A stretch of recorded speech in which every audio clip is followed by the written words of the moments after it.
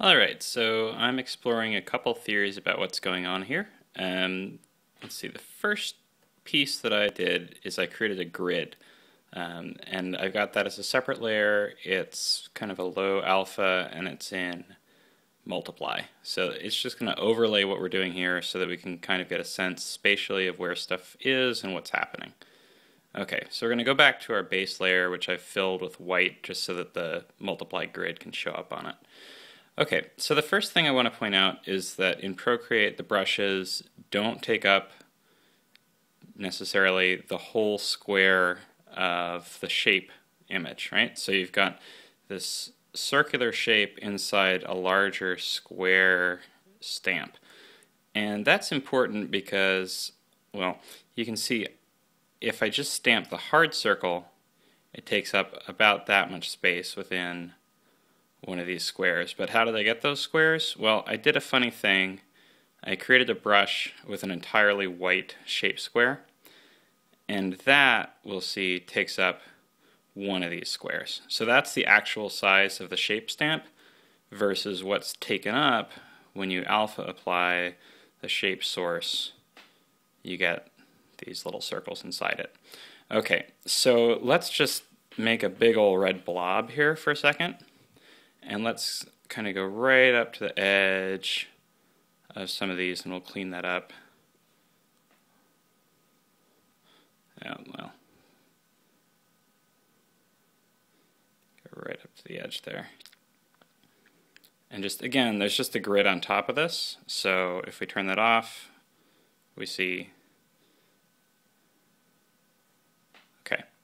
So if we smudge, and we smudge with that hard crazy brush that I made before, this square one. And we've got this turned, you can't see, but all the way up in the size and the opacity. So it's really hard and it's really big. See, if I'm smudging in the middle here, nothing's happening.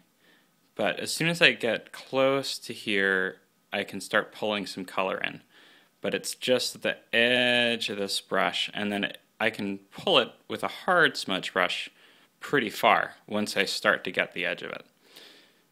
But it's apparent that I'm getting really close to this edge before I'm able to pull it back in. Okay? So if I'm really close to the edge with the smudge, it's only when I get right up next to it. You can see right up next to it that I'm pulling it in.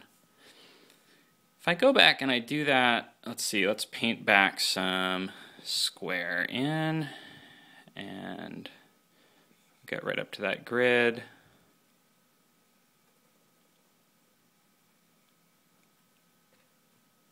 If I pull with the circular smudge brush, again, this is the one that is, sorry, the brush size takes up only a small portion of one of these grid squares. I mean, a large portion, but only a portion of it.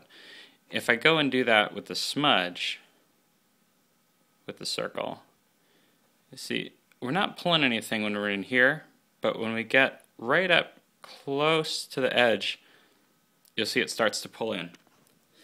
But that pulling in is about as close as the circle gets to the edge of the square that it's actually sitting in. So I think what's happening is the square is actually what determines what colors get pulled in by the smudge tool, not whatever brush shape you've actually got applied inside that. So the alpha isn't actually determining kind of generally what colors it can pull in, just the overall square around it. All right, that's my theory.